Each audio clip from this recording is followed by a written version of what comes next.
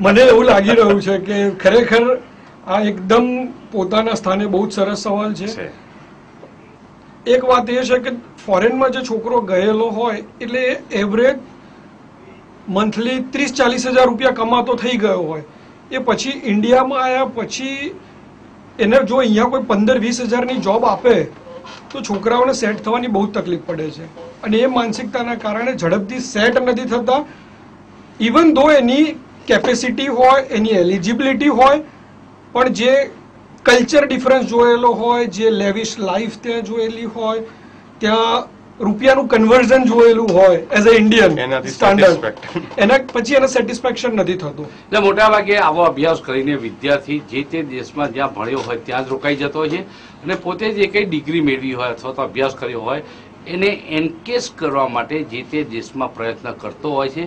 ભારતમાં આવીને એટલે જેને ડોલર ને પાઉન્ડ જોઈ લીધા હોય એને પછી સતત તૂટતા જતા રૂપિયા, કદાચ એમ કહેવાય કે ડોલરની સામે રૂપિયો આટલો તૂટ્યો, એમાં એને રસ હોતો નથી.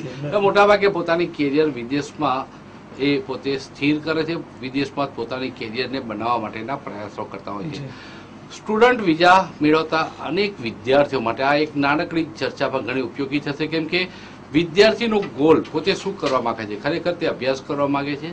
જે રીતે જનકભાઈએ વાત કરી, જે રીતે પ્રકાશભાઈએ વાત કરી કે 90% લોકોનો ગોલ અભ્યાસની સાથે સાથે પોતે આવકનું એક સાધન ઊભું કરવા માટેનો હોય છે. એની પાછળનો મકસદ એ પણ હોય છે કે પેટે પાટા બાંધીને જે મા બાપે વિદેશમાં ભણવા માટે મોકલ્યો છે એ મા બાપના પૈસા કમસે કમ તે રિટર્ન કરી જાણે અને પછી પોતે ધીરે ધીરે પગભર થઈ સંઘર્ષ કરશે. આ એક માનસિકતા સાથે મોટાભાગના વિદ્યાર્થીઓ જતા હોય છે. વિદેશમાં અભ્યાસક્રમ માટેના અનેક ક્ષેત્રો ખુલતા જાય છે, નવા દેશોમાં ક્ષેત્રો એટલે તકો ખુલતી જાય છે. સવાલ એટલો હોય છે કે IELTS કરીને સારા દેશોમાં, ચોક્કસ દેશોમાં જનારો એક વર્ગ હોય છે વિદ્યાર્થીઓનો, અને એક વર્ગ એવો હોય છે કે જે IELTS છોડીને શોર્ટકટથી IELTSની પરીક્ષા જ્યાં બહુ બેન્ડમાં આપતા ન હોય એવા દેશોમાં જઈને પણ બંને પોતપોતાની રીતે રસ્તાઓ છે. બંને ખરાબ એટલે કોઈ ખરાબ ને કોઈ સારો રસ્તો એવો નથી, પણ વિદ્યાર્થી છતાં પોતાનો જેટલી ક્લેરિટી સાથે અભ્યાસક્રમ નક્કી કરશે અથવા તો કયા વિઝન સાથે એ વિદેશ જાય છે તો એ વાત એને ઉપયોગી થઈ પડશે.